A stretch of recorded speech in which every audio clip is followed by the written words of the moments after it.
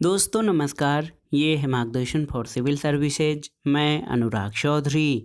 दोस्तों भारतीय इतिहास के महत्वपूर्ण प्रश्नों के अभ्यास सेट में इस वीडियो में हम सॉल्व करेंगे मुगल कालीन साहित्य और मुगल काल से संबंधित विविध प्रश्नों का प्रैक्टिस सेट, जो आपके आगामी विभिन्न परीक्षाओं के सामान्य ज्ञान और सामान्य अध्ययन खंड के लिए बहुत ही उपयोगी है।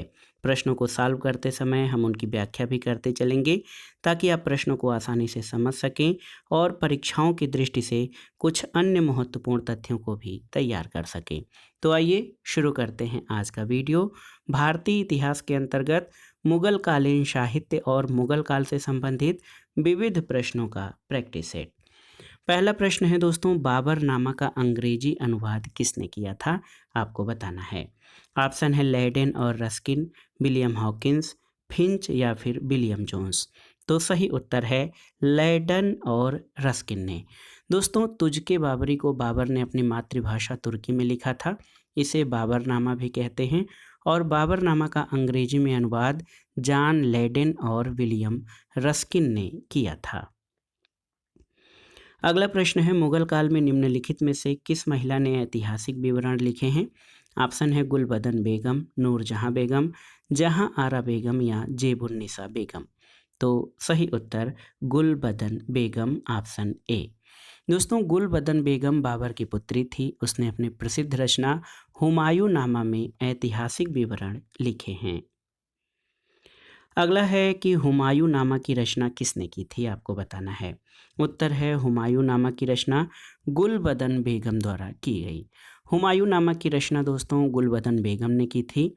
गुलबदन बेगम ने अपनी इस रचना में हुमायूं और कामरान के मध्य युद्ध का भी वर्णन किया है। अगला प्रश्न है, दिल्ली का वह शिक्षा केंद्र जो मदरसा ए बेगम कहलाता था, किसके द्वारा स्थापित किया गया था? तो उत्तर है माहम अनगा के द्वारा, ऑप्शन बी। दोस्तों माहम अनगा ने दिल्ली के पुराने किले के सामने खैरुल मंजिल अथवा खैर उल मंजिल नामक मदरसे की स्थापना कराई थी, जिसे मदरसा ए बेगम भी कहा जाता था। अगला प्रश्न है, निम्नलिखित में से किसने हितोपदेश का फारसी में अनुवाद किया था? ऑप्शन आपके हैं दारा शिकोह, फैजी, अब्दुल कादिर बदायूनी या ताजुल माली। तो सही उत्तर ताजुल माली, ऑप्शन डी। दोस्तों याद रखिएगा, संस्कृत ग्रंथ हितोपदेश का फारसी भाषा में अनुवाद ताज अल दीन मुफ्ती अल मालिकी द्वारा मुफरिह अल कुबाल नाम से किया गया था। ताज अल दीन मुफ्ती अल मलिकी को ही त्रुटिवश कुछ पुस्तकों में ताजुल माली लिखा गया है। तो याद रखिएगा, हितोपदेश का फारसी में अनुवाद ताजुल माली ताज अल दीन मुफ्ती अल मलिकी द्वारा किया गया है। अगला प्रश्न है, तबकाते अकबरी किसने लिखा है? तो सही उत्तर तबकाते अकबरी निजामुद्दीन अहमद की रचना है। दोस्तों ख्वाजा निजामुद्दीन अहमद ने तबकाते अकबरी की रचना की, जिसे तारीख ए निज़ामी भी कहते हैं। अगला प्रश्न है, निम्न मुसलमान विद्वानों में से हिंदी साहित्य के लिए किसका सबसे महत्वपूर्ण योगदान है? आपको बताना है। अबुल फजल, फैजी, अब्दुल रहीम खान खाना या अब्दुल कादिर बदायूनी। तो सही उत्तर अब्दुल रहीम खान खाना, ऑप्शन सी हो जाएगा। दोस्तों हिंदी काव्य का कोई भी इतिहास खान खाना के सम्मान के उल्लेख के बिना अधूरा है। उनका प्रसिद्ध ग्रंथ रहीम सतसई दोहों का संग्रह है। ऑप्शन सी आपका सही उत्तर है। अगला प्रश्न, शाहजहांनामा के लेखक कौन हैं? तो आप जानते हैं शाहजहांनामा इनायत खां की रचना है। दोस्तों याद रखिएगा, शाहजहांनामा इस पुस्तक के लेखक इनायत खां हैं। अगला प्रश्न है, अनवार ए सुहेली नामक ग्रंथ निम्नलिखित में से किसका अनुवाद है? ऑप्शन है पंचतंत्र, महाभारत, रामायण या सूरसागर। तो उत्तर है पंचतंत्र, ऑप्शन ए। दोस्तों पंचतंत्र का अनुवाद मुल्ला हुसैन वाइज काशिफी ने अनवर ए सुहेली के नाम से किया था। तो याद रखिएगा, पंचतंत्र का अनुवाद जो है अनवर ए सुहेली के नाम से मुल्ला हुसैन वाइज काशिफी द्वारा किया गया था। अगला प्रश्न है, अबुल फजल द्वारा अकबर नामा पूरा किया गया था कितने वर्षों में? तो उत्तर है 7 वर्षों में। दोस्तों अकबरनामा अकबर के नौरत्नों में से एक अबुल फजल द्वारा वर्ष 1590 से 1596 के बीच उसके शासनकाल के आधिकारिक वृत्तांत के रूप में लिखा गया था। कुछ वर्षों में अकबरनामा पूर्ण करने का वर्ष 7 से भी अधिक 12 या 13 वर्ष बताया गया है। यही कारण है कि उत्तर प्रदेश लोक सेवा आयोग ने इसको अपने मूल्यांकन से बाहर कर दिया गया था। लेकिन आप जान लीजिए कि अबुल फजल द्वारा 1590 से 1596 के बीच के शासनकाल के आधिकारिक वृत्तांत को अकबरनामा में लिखा है। अगला प्रश्न है मुगल काल में दरबारी भाषा क्या थी, आपको बताना है। तो सही उत्तर मुगल काल की दरबारी भाषा फारसी थी। अकबर द्वारा स्थापित अनुवाद विभाग में संस्कृत, अरबी, तुर्की और ग्रीक भाषाओं की अनेक कृतियों का अनुवाद फारसी भाषा में किया गया था। अगला प्रश्न है निम्नलिखित में से कौन सी आत्मकथा है, अकबरनामा, हुमायूंनामा, पादशाहनामा या फिर बाबरनामा। तो सही उत्तर बाबरनामा। दोस्तों बाबर द्वारा रचित तुझके बाबरी या बाबरनामा तुर्की भाषा में लिखित आत्मकथा है। इसका अब्दुल रहीम खानखाना द्वारा फारसी भाषा में अनुवाद किया गया था। अगले प्रश्न पर आते हैं कि आईने अकबरी का रचयिता कौन था। आईने अकबरी दोस्तों अबुल फजल की रचना है। ऑप्शन सी आपका सही उत्तर है। अबुल फजल अकबर का दरबारी रचनाकार रहा है। अगला प्रश्न है अकबर के शासनकाल में अनुदित महाभारत का फारसी में अनुवाद क्या नाम से है या किस नाम से है, आपको बताना है। तो सही उत्तर रज़्मनामा ये महाभारत का फारसी में अनुवाद है। नकीब खां अब्दुल कादिर बदायूनी आदि ने महाभारत का फारसी में अनुवाद किया और महाभारत का नाम रज़्मनामा यानी युद्धों की पुस्तक रखा है। अगला प्रश्न है भारत के इतिहास के संदर्भ में अब्दुल हमीद लाहौरी कौन थे। तो उत्तर है शाहजहां के शासनकाल का राजकीय इतिहासकार। दोस्तों अब्दुल हमीद लाहौरी शाहजहां के शासनकाल का राजकीय इतिहासकार था। उसने अपनी पुस्तक पादशाहनामा में शाहजहां कालीन इतिहास का वर्णन किया है। अगला प्रश्न है निम्नलिखित में से कौन सा सही सुमेलित नहीं है, आपको बताना है।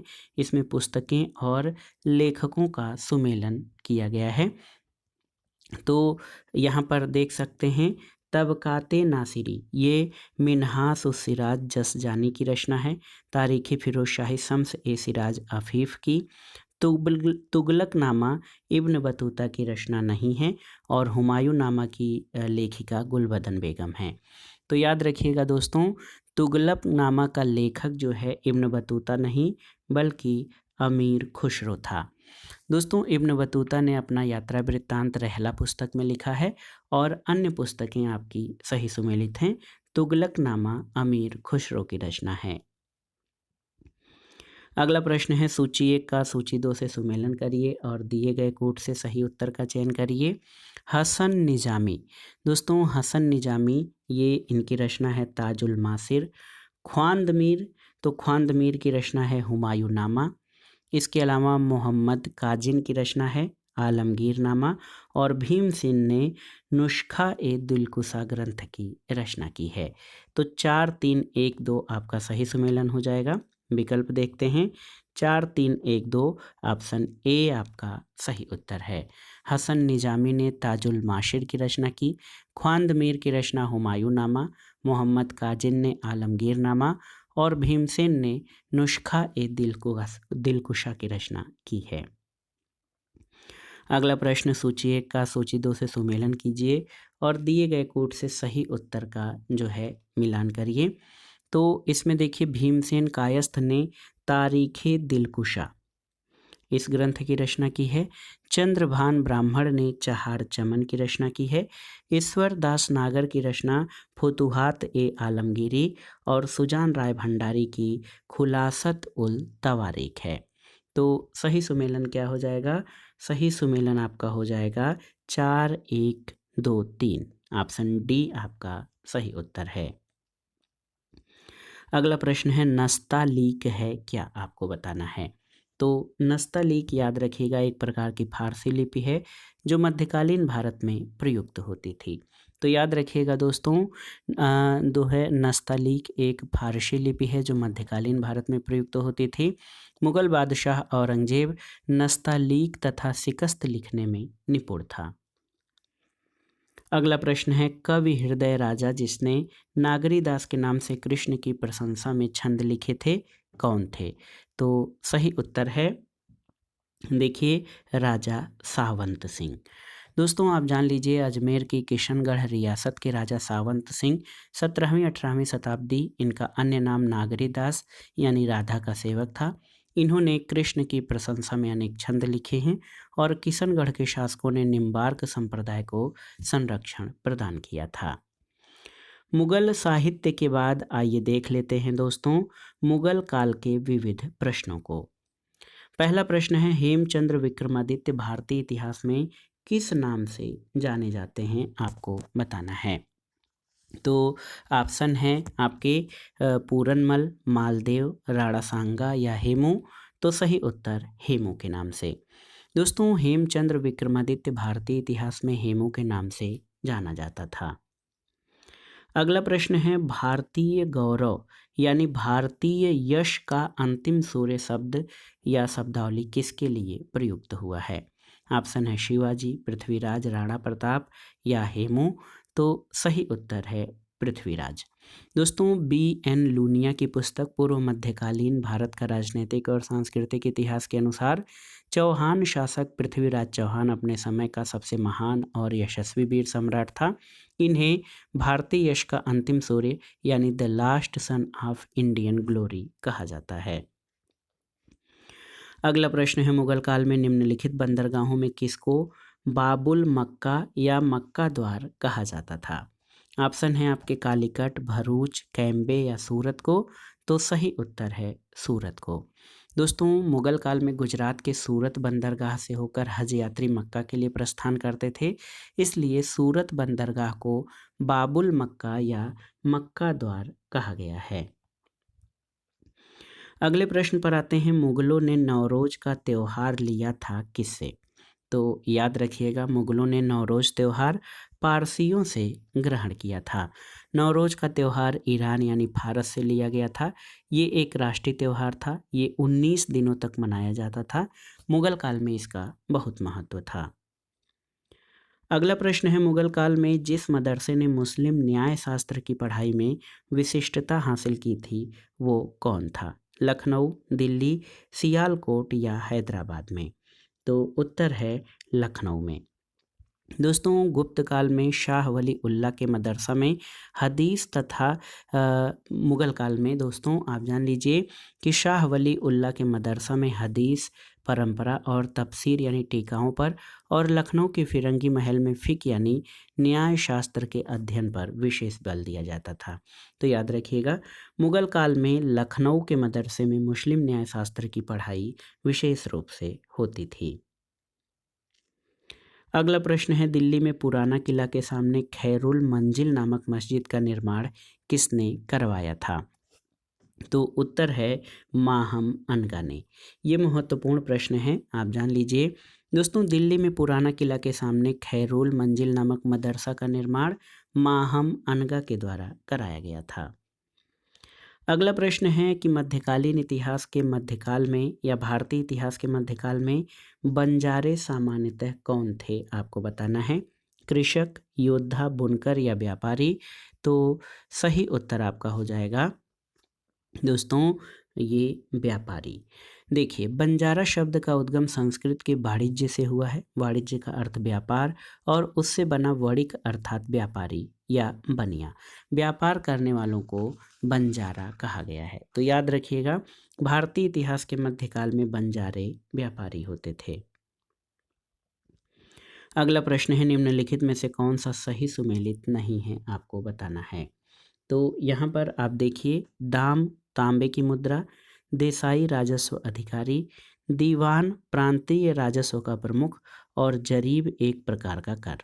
तो ऑप्शन डी आपका सही सुमेलित नहीं है, क्योंकि मुगल काल में भू राजस्व व्यवस्था के संदर्भ में जरीब भूमि की माप के लिए प्रयुक्त होती थी।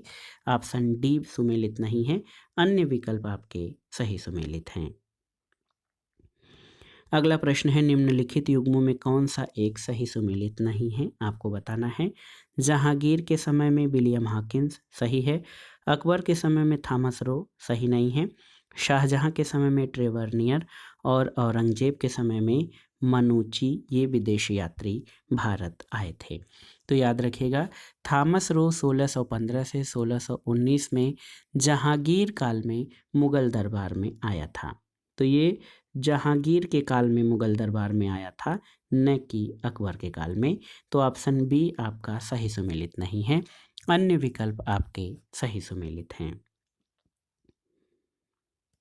अगला प्रश्न है कि ये किसका कथन है कि अकबर के शासनकाल में इलाहाबाद में 40 स्तंभ युक्त मंजिल के निर्माण में 5,000 से 20,000 लोगों ने 40 साल तक काम किया था। ऑप्शन है मनुची, ट्रेवरनियर, विलियम फिंच या अब्दुल हमीद लाहौरी। तो सही उत्तर विलियम फिंच। दोस्तों, विलियम फिंच के अनुसार इलाहाबाद स्थित पैलेस ऑफ 40 पिलर्स के निर्माण में 40 वर्ष लगे और इसके निर्माण के लिए 5,000 से 20,000 लोगों ने काम किया था। अगला प्रश्न है, निम्नलिखित को सुमेलित कीजिए।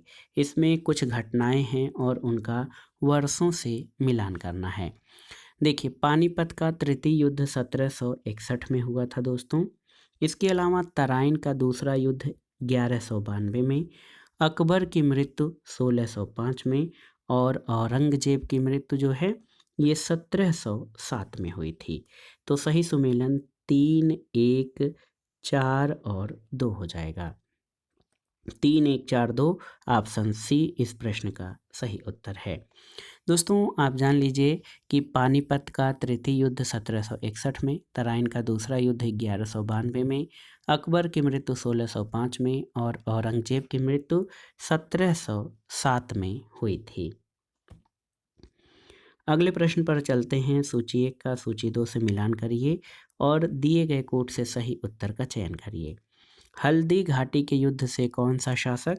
तो हल्दी घाटी का युद्ध अकबर और राणा प्रताप के बीच हुआ था। बिलग्राम का युद्ध जो है ये हुमायूं के शासनकाल में शेरशाह के विरुद्ध लड़ा गया था। खुसरो का विद्रोह जो है ये जहांगीर के शासनकाल में हुआ और खानवा का युद्ध बाबर और राणा सांगा के बीच हुआ था। 2, 3, 4 और 1। तो यहाँ पर सही विकल्प 2, 3, 4 और 1 ऑप्शन ए आपका सही उत्तर हो जाएगा मिलान करने के लिए। अगले प्रश्न पर चलते हैं। सूची 1 का सूची 2 से मिलान करिए और दिए गए कोड के आधार पर सही उत्तर का चयन करिए। बाबर ने संभल के जामा मस्जिद का निर्माण करवाया था, याद रखिएगा। हुमायूं ने दीन पनाह भवन का निर्माण करवाया। अकबर ने जहांगीरी महल और जहांगीर ने, आप जान लीजिए, एतमादुद्दौला का मकबरा या जहांगीर के काल में एतमादुद्दौला का मकबरा बना था। 1, 2, 3, 4 सीधे सीधे इसमें सुमेलित हो जाएगा। ऑप्शन ए आपका सही उत्तर है। अगला प्रश्न है, सूची 1 का सूची 2 से सुमेलन करिए और दिए गए कोड से सही उत्तर का चयन करिए। तो हॉकिंस दोस्तों 1608 से 1611 में भारत की यात्रा पर रहा। थॉमस रो ने 1615 से 1619 के बीच भारत की यात्रा की थी। मनुची ये 1653 से 1708 तक और राल्फ फिंच जो है ये 1583 से 1586 तक। राल्फ फिंच जो है 1585 नहीं बल्कि 1583 से 1586 तक भारत में रहा था। तो यहाँ पर आप देख सकते हैं इस प्रश्न का उत्तर क्या हो जाएगा। दोस्तों, ये प्रश्न जो है इसमें सही सुमेलन आपका हो जाएगा 2, 1, 4, 3। 2, 1, 4, 3 इस प्रश्न का उत्तर हो जाएगा। लेकिन यहाँ पर आप देख सकते हैं कि 1583 में राल्फ फिंच जो है 1585-86 नहीं बल्कि 1583 में भारत आया और 1586 तक भारत में रहा था। तो मोटे तौर पर इसका उत्तर जो है 2, 1, 4, 3 ऑप्शन बी हो जाएगा। लेकिन इसमें आप राल्फ फिंच का जो समय काल है उसको आप चेंज कर लीजिएगा या याद कर लीजिएगा कि 1583 से 1586 है। अगला प्रश्न है दोस्तों, देखिए महत्वपूर्ण प्रश्न है कि इमारतों और शासकों का सुमेलन करना है आपको। कुतुब मीनार, तो कुतुब मीनार का जो निर्माण है ये देखिए इल्तुतमिश के समय में फाइनल हुआ था। गोल गुंबद मोहम्मद आदिल शाह द्वारा बनवाया गया। बुलंद दरवाज़ा अकबर के द्वारा और मोती मस्जिद का निर्माण औरंगजेब के द्वारा कराया गया था। तो यहाँ पर सही उत्तर 2, 1, 4, 3 हो जाएगा। 2, 1, 4, 3 ऑप्शन डी इस प्रश्न का सही उत्तर है। अगले प्रश्न पर आते हैं। अता अली खां किसका नाम था, आपको बताना है। ऑप्शन है अबुल फजल, अबुल फैजी, टोडरमल, आदम खां या इनमें से कोई नहीं। तो सही उत्तर इनमें से कोई नहीं। दोस्तों आप जान लीजिए अता अली खां। तो अता अली खां किसका नाम था, आप जानकारी के लिए आपको बता दें तानसेन का नाम था अता अली खां। कैसे, तानसेन का प्रारंभिक नाम राम तनु पांडे था और इस्लाम धर्म में धर्मांतरण या इस्लाम धर्म अपनाने के बाद उनका नाम अता अली खां रखा गया था। तो याद रखिएगा अता अली खां तानसेन का धर्म परिवर्तन के बाद का नाम था। अगला प्रश्न और आज के वीडियो का आखिरी प्रश्न है। निम्नलिखित में से कौन एक सही सुमेलित है, आपको बताना है। खुलदाबाद शेख सलीम चिश्ती का मकबरा, फतेहपुर सीकरी एतमादुद्दौला का मकबरा, आगरा औरंगजेब का मकबरा या दिल्ली अब्दुल रहीम खान खाना का मकबरा। तो सही उत्तर ऑप्शन डी है, अब्दुल रहीम खान खाना का मकबरा आपका दिल्ली में है। दोस्तों शेख सलीम चिश्ती का मकबरा जो है याद रखिएगा फतेहपुर सीकरी में, एतमादुद्दौला का मकबरा आगरा में, औरंगजेब का मकबरा खुलदाबाद औरंगाबाद में है और अब्दुल रहीम खान खाना का मकबरा दिल्ली में स्थित है। केवल ऑप्शन डी आपका सही सुमेलित है। तो दोस्तों ये था आज का वीडियो।